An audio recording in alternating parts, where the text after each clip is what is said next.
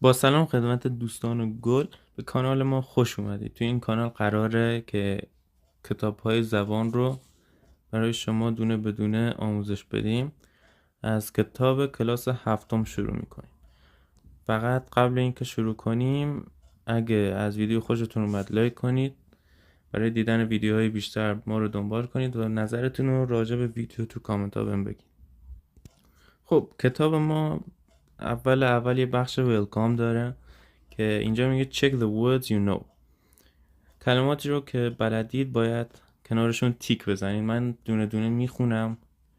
اولیشون هتل، پست، فوتبال، آمبولانس. اینجا میتونه کشور country یا ایران باشه. CD که همون CD رو باید بدونید. کامپکت دیسک میشه مخفف اونه. start یعنی شروع. تلفن که میدونی یعنی چی. بانک. پلیس. delete یعنی حذف. باس. تاکسی. استاپ. SMS. خب اینا رو فکر کنم اکثرا باشون آشنایی داشته باشید. بخش دوم میگه can you write any words in English.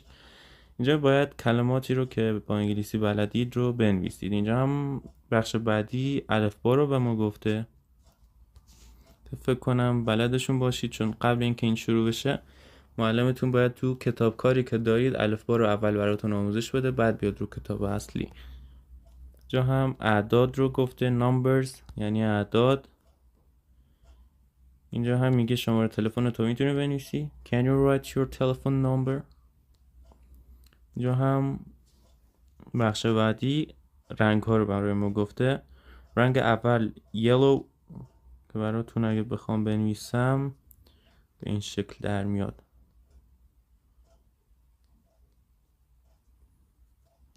yellow. بعدی white.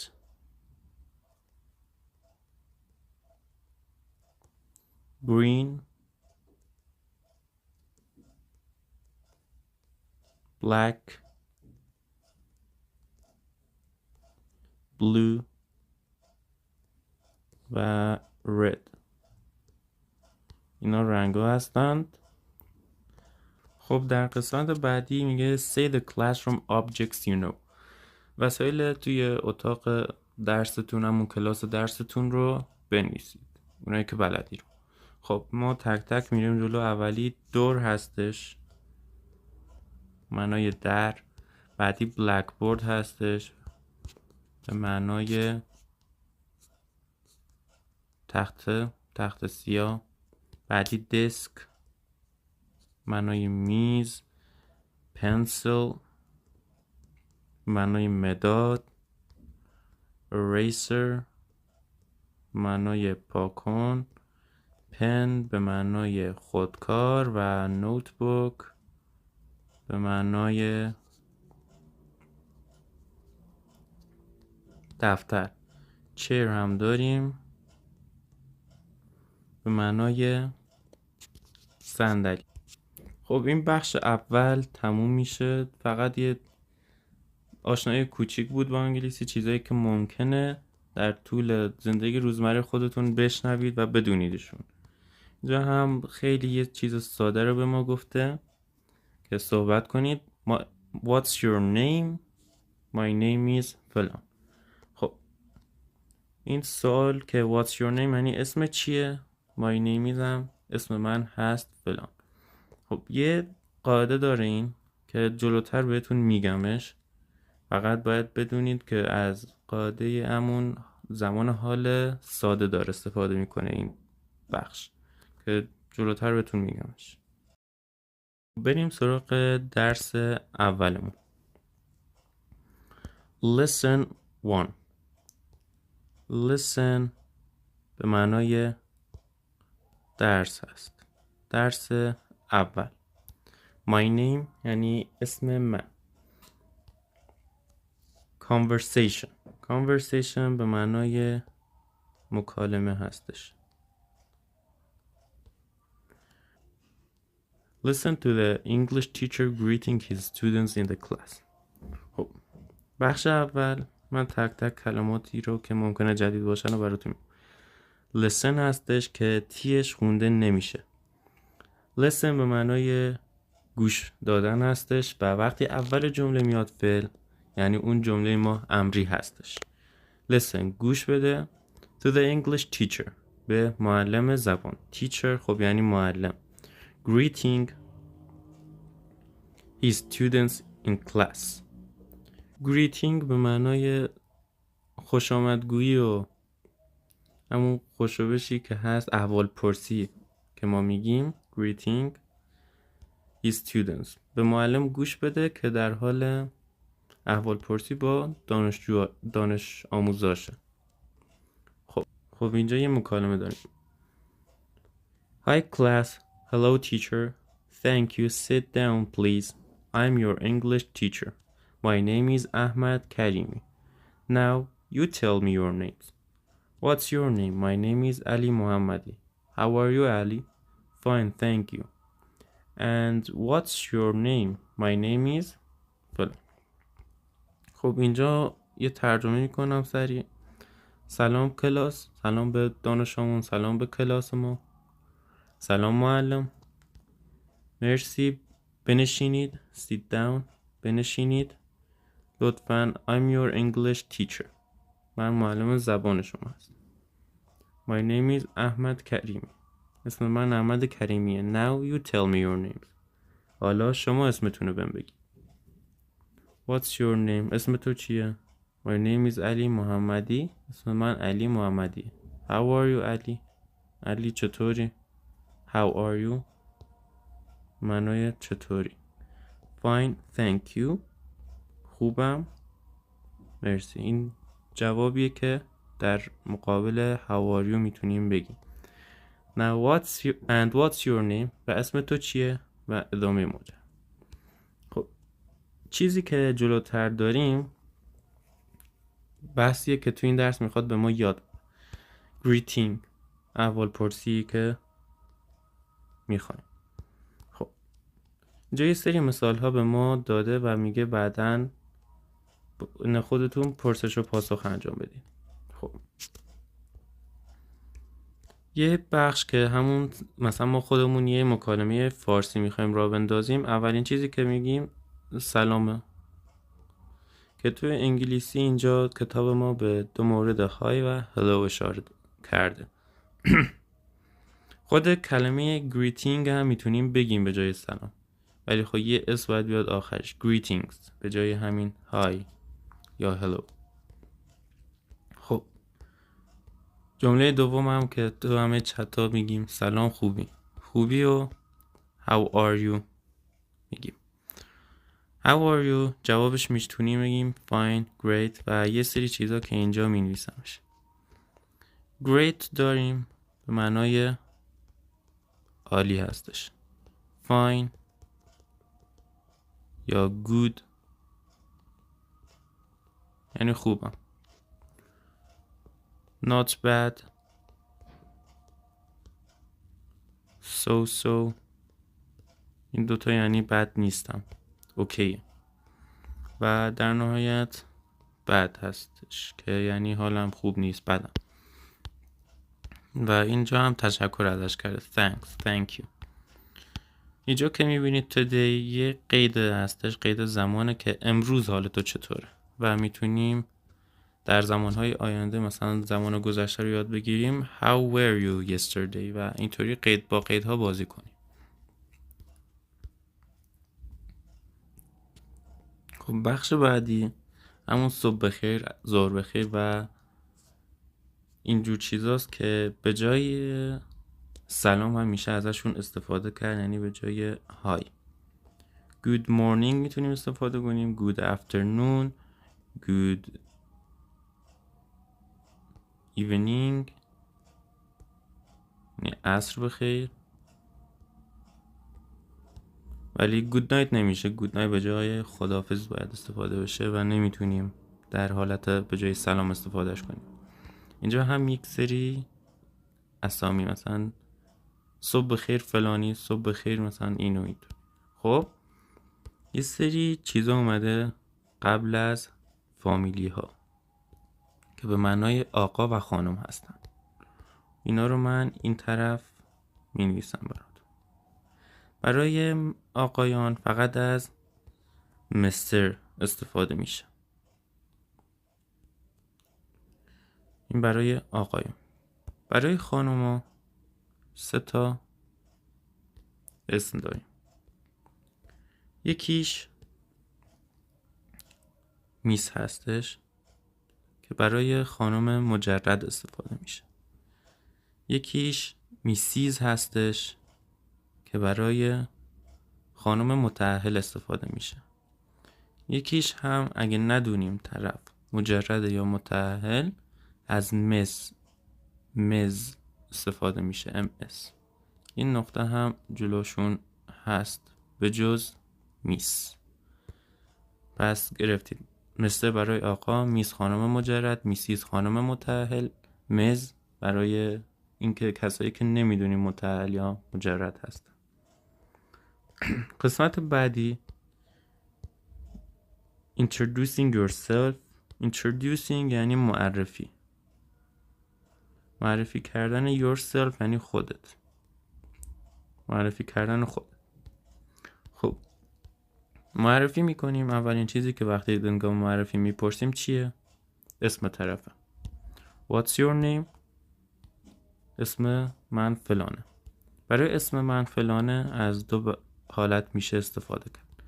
My name is یا I am که الان ساختار گرامریشو براتون میگم. What's your first name؟ What's your last name؟ First name نام کوچیکتونه. Last name نام خانوادگی.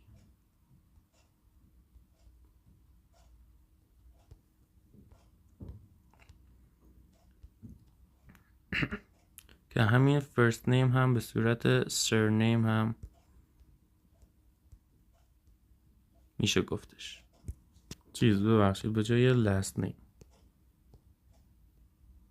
میشه گفت surname. خب اینجا از یک گرامری استفاده شده به اسم حال ساده که میرم روی صفحه دیگه براتون توضیح. خب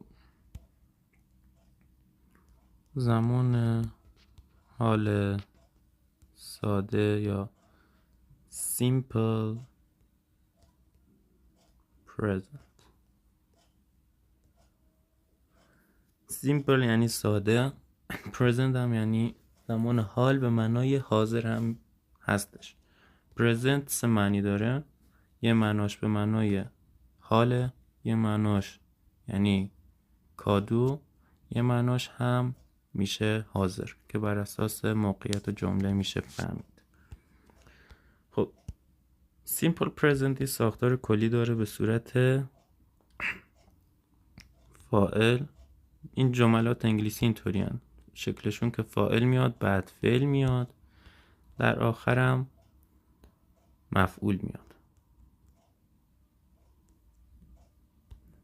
خب اینا رو من به انگلیسی براتون بگم. فاعل میشه subject که به صورت ساب هم نشونش میدن. فعل میشه verb و مفعول میشه object. خب پس شکل جمله ما به این صورت subject به اضافه verb به اضافه object. خب در زمان حال ساده این قسمتی که ما میخونیمش یعنی به کمک فعل‌های to be هستش. سابجکت های ما یا اسم یا آیه به معنای من یا یو به معنای تو یا شی و هی و ایت به معنای او. فرق اینا چیه؟ شی برای خانمه، هی برای آقاست و ایت برای حیوانات یا اشیا هستش. اینا مفردن. جمعشون میشه چی؟ این میشه من، وی میشه ما، یو میشه تو، باز هم یو میشه شما. she, he, it. او، they میشه آنها. خب هر کدوم از اینها، این بخش سابجکت ماست که گفتیمش. بخش دوم برای ورب هستش. ورب هایی که ما الان میخواد به ما یاد بده فعل های to be هستن. to be به کدوما میگن؟ am، is و are. به اینها میگن فعل های to be حال ساده. خب to be به معنای هست و هستم در صورت جمع هستن، اما is به معنای هستند و are به معنای هستند، جمع هستش are. حالا با اون ضمایری که به شما گفتم اینا رو کنار هم میذاریم. آی وقتی میاد همیشه کنارش ام میاد، ام همیشه با آی میاد، مخففش میشه آی، آ رو پاک میکنیم، یه اپوستروف میذاریم و میم، آی میخونیمش. یو همیشه با آر میاد، یو چه به معنای تو باشه چه به معنای شما باشه با آر میاد، مخففش به صورت یو، دوباره الف حذف، اپوستروف آر ای، بقیه فعل تو بی یور. خب هیو، شیو، هیت با چی میان؟ با ایز میان، اینا هر سه با ایز میان. اینو بخوای مخفف کنی آیو حذف میکنی میشه هیز، شیز و ایتس. خب هیز یا هی از، او است، شی از، او است، ایت از، او هست. بینیم برای جمع we are. are گفتم برای جمع هستش و با جمع ها میاد مگر اینکه you باشه، you مفرد هم با are میاد. you are، they are. ما هستیم، شما هستید، آنها هستند. همه اینها برای مخفف شدن باز A رو حذف میکنیم، یه آپوستروف میذاریم که به صورت where ما هستیم. you رو گفتم، they هم به صورت apostrophe r e، your، there، آنها هستن. خب این زمان حال ساده بود که براتون گفتم. الان برم براتون توضیح بدم که اونجا چی بود.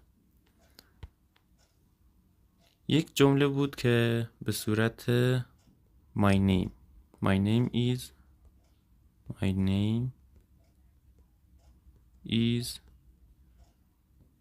زن علی. اینجا کتاب اگه دقت کنید اینو مخفف کرده، اینجا آپوستروف گذاشته. میتونیم بفهمیم این چی هستش؟ my name فاعل هستش.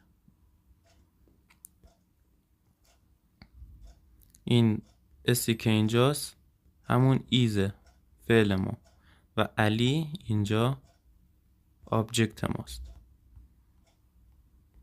my name is فلان. خب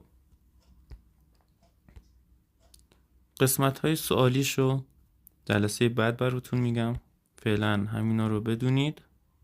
بریم سراغ بقیه کتاب. خب اینجا میخواد یه سری مهارت های اسپیکینگ به شما یاد بده، یعنی صحبت کردن. خب اینجا یه اسپیکینگ براتون گذاشت که معلم باز هم در حال صحبت با دانش آموزاشه. خب Hi class, I'm Moradi, your English teacher. سلام بچه ها یا سلام کلاس، سلام بچه های کلاس. I am Moradi، همون ساختاری که به شما گفتم. I am Moradi. Your English teacher. معلم زبان شما. اینجا این یه جمله نیستش، یه اسم هستش که کلن این قسمت رو در فارسی 11 فکر کنم میخونید، بخش ادبیش رو، که Your English Teacher همون برمیگرده به مرادی، بهش میگم بدل. یعنی من اینجا چه مرادی رو بذارم چه Your English Teacher، هر دو درست هستش. Hello Mrs. مرادی. Mrs. پس میفهمیم ایشون ازدواج کرد، متأهل هستش. Now you say your name one by one. One by one به معنای یکی یکی. یکی یکی اسم هاتون رو now، حالا شما نام هاتون رو یکی یکی میگید. You please لطفاً شما. What's your name؟ اسم تو چیه؟ I'm کیمیا کمیجانی. I am کیمیا کمیجانی. خب بر اساس اون ساخته. Excuse me, how do you spell your last name؟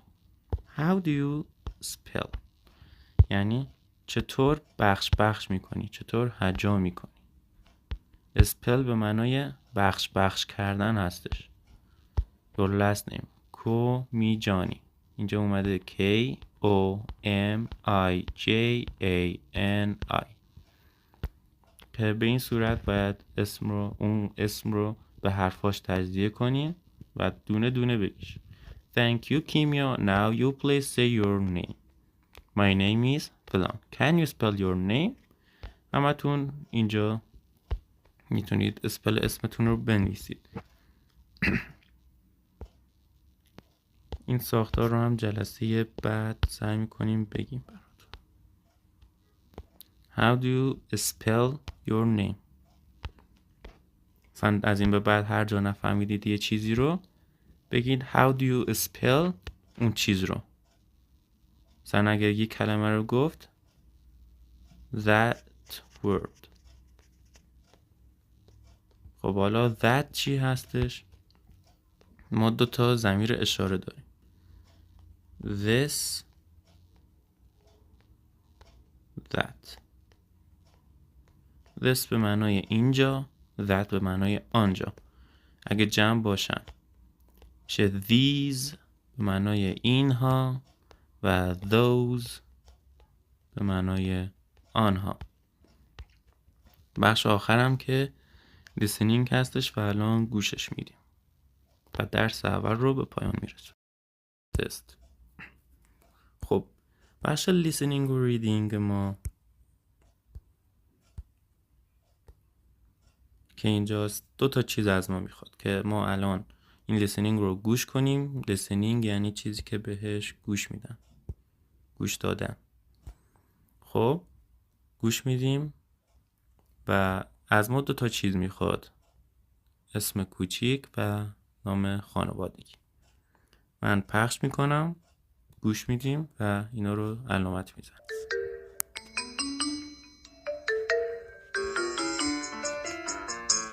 Listening and reading. Listen to the conversations and check the correct items. Conversation 1. Hi, are you Mina Ahmadi? No, I'm Kimia Ahmadi. Mina is my sister in grade 3. خب چی گفت؟ Hi, are you مینا احمدی؟ آیا تو مینا احمدی؟ بعد گفت No, I'm کیمیا احمدی. مینا is my sister. خب